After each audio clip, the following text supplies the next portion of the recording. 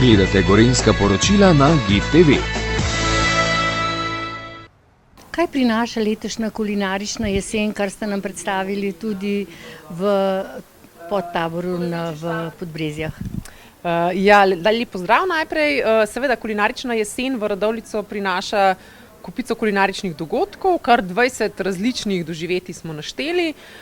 Pripravili smo jih v sodelovanju z restavracijami, gostilnami, v sodelovanju z kulinaričnimi ponudniki, kmetijami in tako dalje. Seveda zdaj prvi tak dogodek bo kmetova miza, ki se bo odvijala 5. oktobra. Potem pa sledi še kar lep sklop prireditev. Zdaj eno so prireditve, ki se odvijajo v Radovljici. To so doživetja, ki jih tudi Turizem Radovljica pripravlja. To je recimo mesto čokolade. V Radovljici imamo tudi degustacije čokolade, vinske degustacije. Potem pa seveda je pa en kup dogodkov, ki se pa odvija na podeželju. To so dnevi odprtih vrat na kmetijah, potem imamo kolesarsko turo po kmetijah. No, v Lescah, tudi to smo danes posebej poudarili, v Čebelarskem centru Gorenjske pa pripravljajo vodene degustacije medu.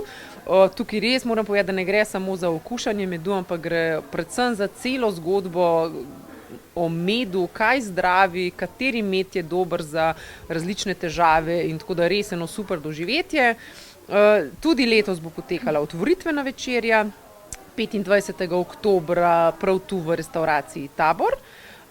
Na tej otvoritveni večerji se še posebej povezujemo. Letos smo se povezali tudi z Vini Kras, tako da bomo imeli goste iz Primorske, ki nam bodo predstavili paleto svojih vin. Seveda pa v sklopu teh dogodkov v novembru vabimo na lokalne menije, se pravi menije iz lokalnih sestavin v 7 restavracijah. Bodo na voljo med 26. oktobrom in 30. novembrom. Vi ste vodja Vile Podvin. Od kdaj je pravzaprav Vila Podvin že odprta?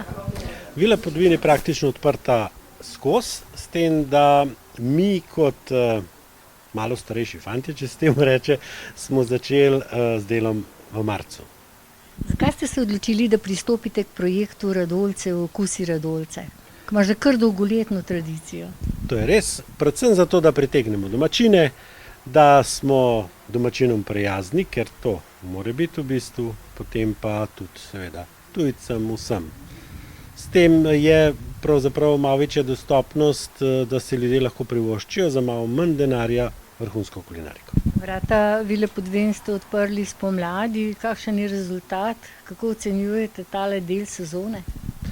Sezona je bila odlična, seveda vsak začetek ni enostaven, dobrodošli vsi in upam, da se bo zadeva razvijala vse najbolje.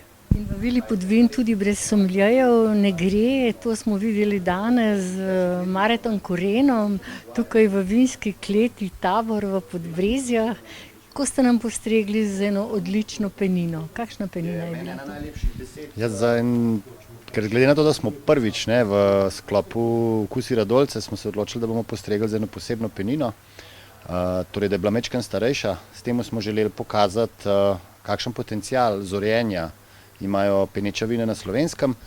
Odprli smo milezim, to je letniška penina Radgonskih goric, letnik 2004, torej v letu 2004 je bila trgatev, potem je vino zorelo 17 let na finih drožeh, se degužiralo v letu 2022, in torej preživelo še 2 leti zdaj v steklenici, preden smo jo mi dobili na mizo in smo jo danes odprli.